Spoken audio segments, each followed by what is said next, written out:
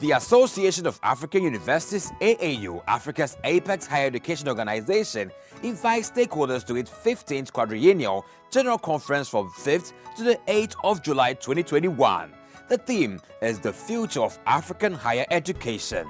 The conference will be held virtually and hosted by the Government of Ghana under 6 sub-themes as follows. Sub-theme 1, the future of African higher education post-COVID-19. Sub-theme 2, contributions of African higher education institutions to addressing the challenges linked to the COVID-19 pandemic.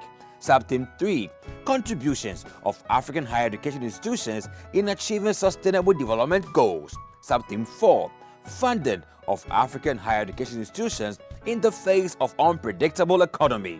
Sub-theme 5, mainstreaming e-learning and the digital divide. Sub-theme 6, contributions of the diaspora to African higher education. Expected participants include ministries of higher education, academics, researchers and research organizations, regional economic communities, regional educational bodies like IUCEA, CAMES, and SARUWA, the organized private sector and captains of industry, development partners and other education stakeholders. The AAU's 15th Quadrennial General Conference is here. To register, kindly go to the link below, and for further enquiries, please visit the website www.event.aau.org/GenCon or send an email to secgen@aau.org and copy info@aau.org. AAU, the voice of higher education in Africa. L'Association des universités africaines, AUA, l'organisation faîtière de l'enseignement supérieur en Afrique, invite toutes les parties prenantes à sa 15e conférence générale quadriennale qui se tiendra du 5 au 8 juillet 2021. Le thème de cette conférence est l'avenir de l'enseignement supérieur africain. La conférence se tiendra virtuellement et ce sera accueilli par le gouvernement du Ghana. Elle comprend les 6 sous-thèmes principaux suivants. Sous-thème 1, l'avenir de l'enseignement supérieur africain après la COVID-19. Sous-thème 2, contribution des établissements d'enseignement supérieur africains pour le relevé des défis liés à la pandémie COVID-19. Sous-thème 3, contribution des établissements d'enseignement supérieur africains à la réalisation des objectifs de développement durable. Sous-thème 4, financement des établissements d'enseignement supérieur africains face à une économie imprévisible.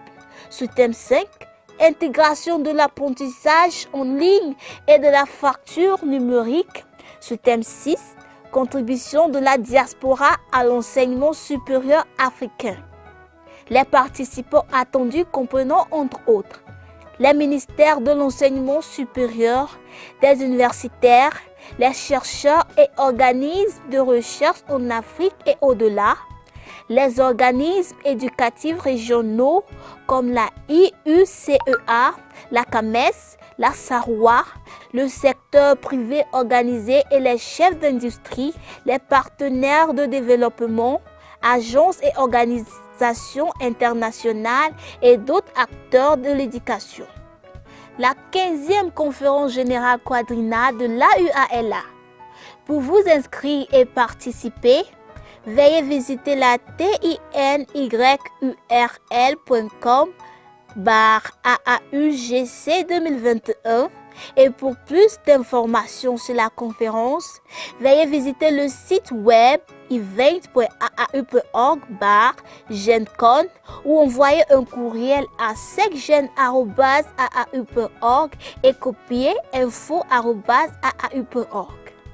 L'AUA, la voie de l'enseignement supérieur en Afrique.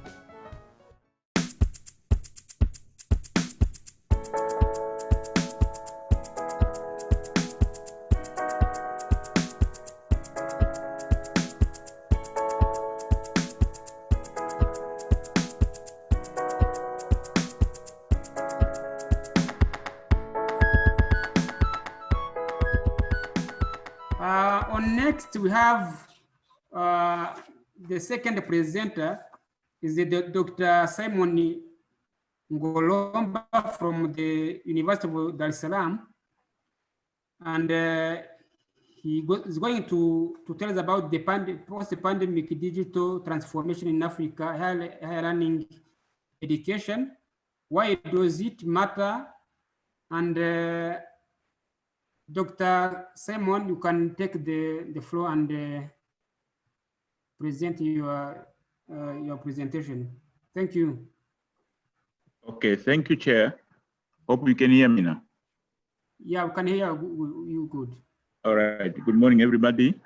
I'm Simon Kalomba from University of Dar es Salaam, Tanzania. I would like to start my presentation by paraphrasing what Professor Faiza said on the life will never be the same again. So this presentation will stick much on how are we going to survive amidst of the crisis, the COVID-19 crisis. So as we are all aware that the COVID-19 has set shock waves across the globe and across all sectors of the economy, right from the education, economic, politically, and all sectors of the economy. And whereby massive global health and economic as well as educational crisis emerged with COVID-19 pandemic, which partly exposes our weaknesses, both in part of the world, both in developed countries as well as developing countries, especially in sub-Saharan Africa. So pandemic is not a new thing in our across the globe. You may recall the other pandemic like 1980s, where we had HIV pandemic, HIV/AIDS. You may also recall the issue of Zika pandemic, avian and swine influenza, and also the West African Ebola outbreak from 2013 to 2016. And now we have the COVID-19 pandemic. Too often, there have been a limited response from the universities. We've had responses from other sectors, from health practitioners, from scientists, but with universities have been lagged behind with regard to their response to the pandemic. So briefly, I want to take you through the pandemic origins and the impacts. This COVID-19 pandemic originated from China in late 2019, and the first reported case in Africa emerged around February to March 2020. So this window period from late 2019 to early 2020, I think this was a golden opportunity for Africa to be proactive, to have their weapons right to attack that particular pandemic. However, we missed that target and we tend to be affected by the pandemic. So towards the pandemic transformations, it comes the issue of digital transformation, because right now, like some of the countries, they still, they've not opened their education institutions. They're still on lockdown. Dr. Simon, may I kindly ask if you have a PowerPoint presentation? Are you speaking from a PowerPoint? We could share the screen for you. I'll share with you later because I don't have it That's here. fine. Yeah, thank you. After the presentation. So post-pandemic transformation, what should we do now?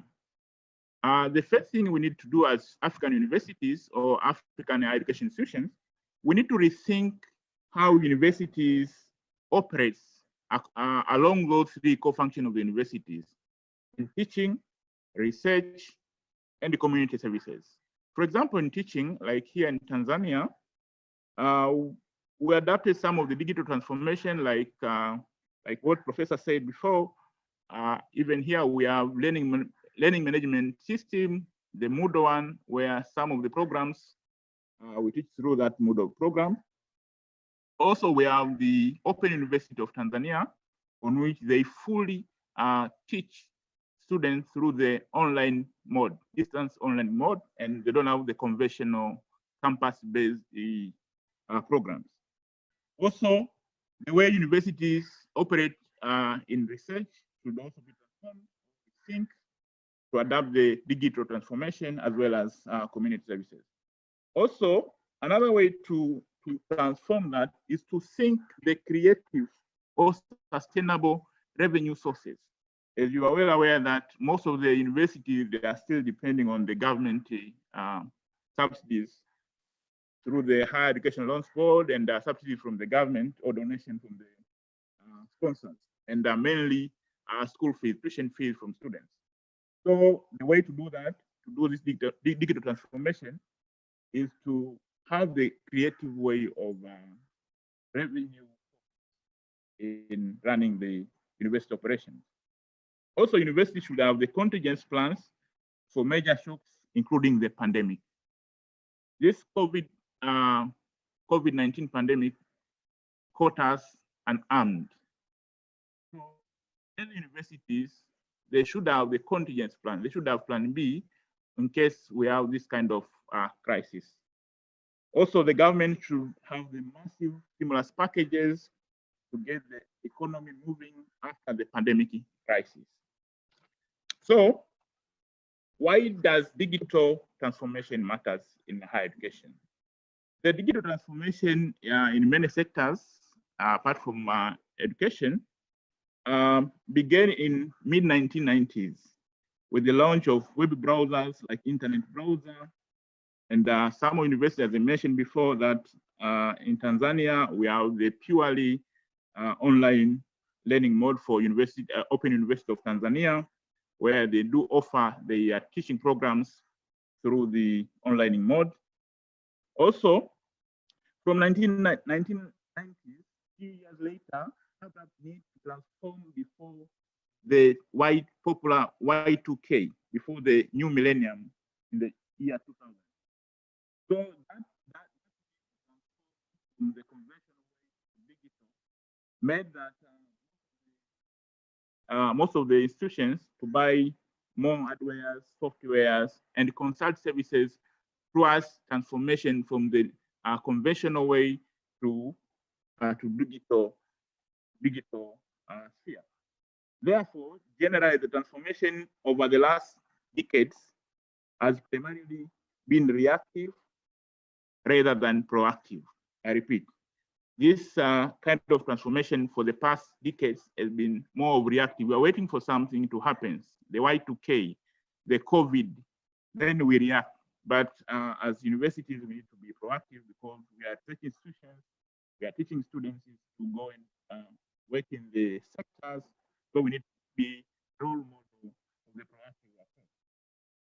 So like other universities need to reconsider how it serves its customers in a global and digital economy, which involves realigning and investing in new technology with specific focus on the customer experience. And here, customers, I mean the main students and other stakeholders. And as you may be experiencing that most of our students, they are digital natives. So as our customer, as universities, we need to focus how these digital natives behave. So another point I want to make here is that currently we don't have the online, offline in higher education nowadays, because like in other universities, they do purely by distance and you get your degree. So we should not stick still on a physical meetup or the campus-based, but also we can adapt this particular online mode as a way to teach our students. So the other thing I want to mention here is that it is just higher education we are getting from universities that matters, whether you did it in a conventional way or you did it in an online way. Like in our universities, like now, we have a policy where universities, they have a policy to ensure that students, when you are supervising students, at least you meet your student through online mode at least once 2 weeks. So at least there are some efforts which have been done by the university. So why digital transformation matters? I think some of you, I think also are aware of the other sectors like the transportation sector, where you can request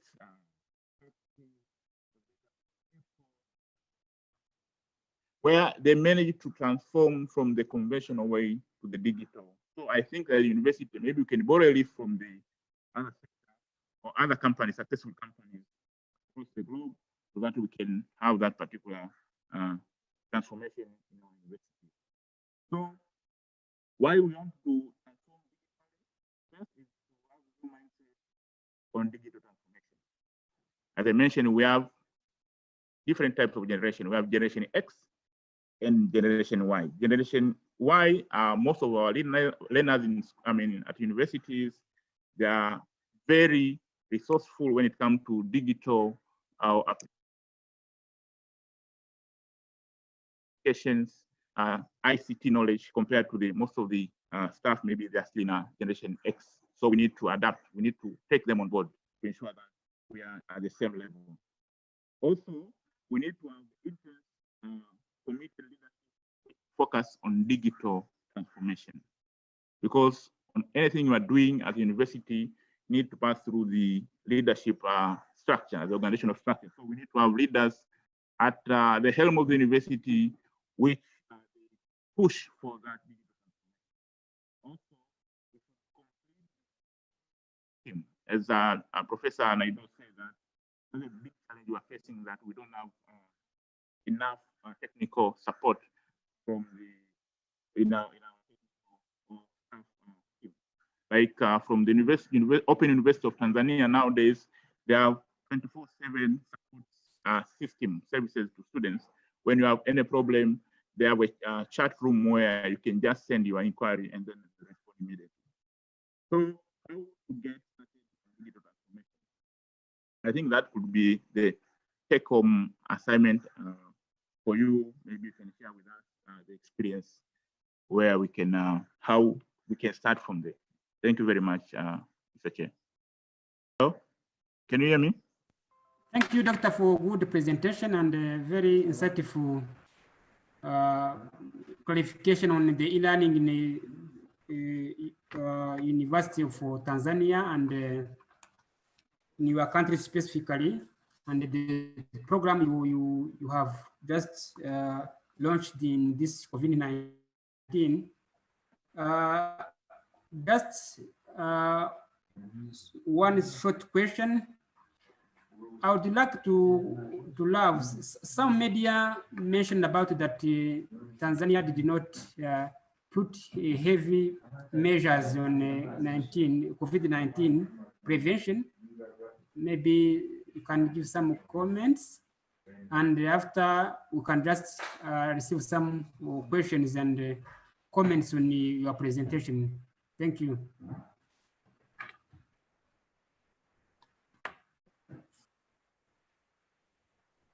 Hello, can you hear me? Yeah, we can hear you, Dr. Simon. Can you come again? I didn't get you. Just I was saying that some media mentioned about the Tanzania that did not put the heavy just measures on COVID-19 prevention. Just you can give some comments on this affirmation. Okay, because I'm from university. Let me respond from what our university did. Okay, sure. With regard to the sticks,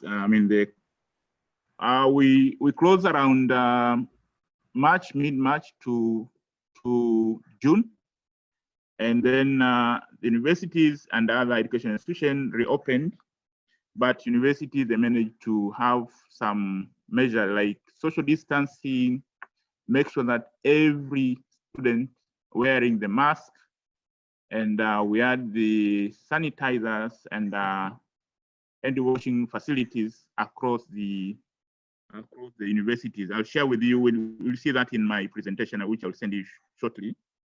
So, however, there are some challenges. For example, when the students came back to universities, it took them like a few days.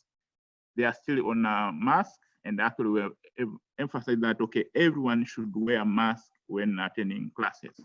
However, it took some few days, then they went back to the normal way of life. They put away the mask, but we didn't have any reported case for the COVID in our campus. But the measures were there. Thank you, Doctor, for clarification and for the comments. We would like just to give some for the audience and the participants some question and the comments on this presentation given by Dr. Simon. Is there anyone has a question or comments? Remember that you can just put your question on the chat box, or you can raise hands and we give you the floor. Dr. Simon, can you hear me? Yes, I can hear you. I think you have already resumed the normal education for today. The students have already started the physical education as well. Yes, doctor. Okay. Maybe there is some question and the comments before we move to the next presentation. I can see Dr. Vanni. You have a comment or a question? Yes, may I please? Yeah, go ahead. Thank you, sir. Thank you so much, Simon. That was lovely. We could hear. It wasn't your fault in technical difficulties. An important question. I was quite shocked that the students went back to normal without using masks. Isn't there a fine imposed? For example, in South Africa, if you do not wear a mask, you get fined 2,800 rands. And if you caught on campus not wearing a mask, you can be sent home. You just can't not be responsible during COVID-19. We have maybe your regulations and health protocols are different, sir, than us, because in South Africa, we've had an increase and a spike. Just yesterday, we had 3,800 reported increased cases in one day. And we found that students who are having group meetings or little parties are contributing to this. So our university has prevented staff from going to campus. We only work online now. And for students who are not taking it seriously, they are taken to task because COVID-19 is very serious. And we need to take precautions because any loss of life is not good and we do not support that. So this is just a comment. So my question was, what are the regulations and protocol in place for universities in terms of health regulations? I mean, if the government says wear masks, why are people not wearing masks? And how are you governing that in terms of an institution as well as a country? So, thank you. Thank you, Dr. Vanni. Maybe Simon, maybe you can give some comments. And, okay. Thank you, Prof.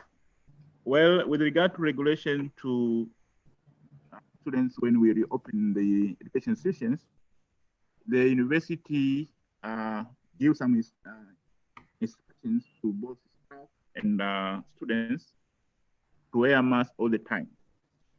And that was the regulations. And actually, around the campus, we have auxiliary police to enforce that students should wear a mask. But from time to time, we find some few students, they tend to defy that order. But normally when they are caught, they are reminded to wear that mask. Actually, you are not supposed to get into class without wearing that mask. But there are some students, they are giving excuses. They have some conditions where they are not allowed to wear masks. But around the campus, we have a number of auxiliary police to enforce that particular.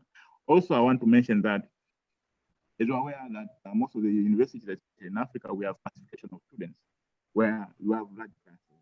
The university managed to divide some classes into 3. For example, other classes, there are about 500 students. So university decided to divide those classes to ensure that we have social distancing between students. However, that translates to the heavy workload teachers to lecturers. But university managed to compensate, to reward those extra workload to university staff who are teaching those extra classes. Thank you very much, Dr. Simon, and thank you for the good presentation and for the answers for the questions and the comments. And I think that Innocent from Uganda is online. Before we move to next presentation from Uganda, experience from Uganda by Opio Innocent Milia from University of Makerere. Just some comments from also my country, Rwanda. We put, there is some measures on COVID-19 prevention, where mask is compulsory to be carried in the gathering areas. And currently, all employees and from the private and the public sector that are still working online. 50% of the employees still just working online just to for prevention for this pandemic. And even the students resume the studies, but they should also respect the measures and the instructions from the Ministry of the Health. Let us move to the second, the third presentation. I'm sorry. From the Uganda experience on COVID-19, maybe Innocent has some issues on connectivity. Innocent is not online. I don't know if he joined with a different name, but. Okay, sure. Is Dr. Mwangi is online? Dr. Mwangi Karanja from Yes. Jomo Kenyatta University of Agriculture and Technology. Yes, I'm online, please. Okay, thank you, doctor. I think you are ready. Dr. Mwangi is going to give a presentation on the digital divide and teaching computer sciences experience during the pre and during COVID-19. Dr. Mwangi, your floor is yours. You can go ahead with the presentation. Okay, can I share the presentation? Yes, sir, you can share it. Can it be seen now? Sure. Yeah, we can see good. It's okay. Okay, I'm Karanja Mwangi from Jomo Kenyatta University. I hope I can be heard. Yes, sir. My presentation is on digital divide and teaching computer science experience during pre and COVID-19 durations. I'll share the experiences from not only our universities, but universities that I've interacted with. Then I'll briefly talk about the opportunities that exist and then the conclusions. Now, my experiences are classified into subcategories, and the first subcategory of experience is on how the ICT has transformed institutions and also transformed persons. From a point of institutional transformation, during this COVID-19 period, there have been a lot of administrative transformation in Kenyan universities. The review of ICT policies, I have participated in several of them where they're trying to review their policies in terms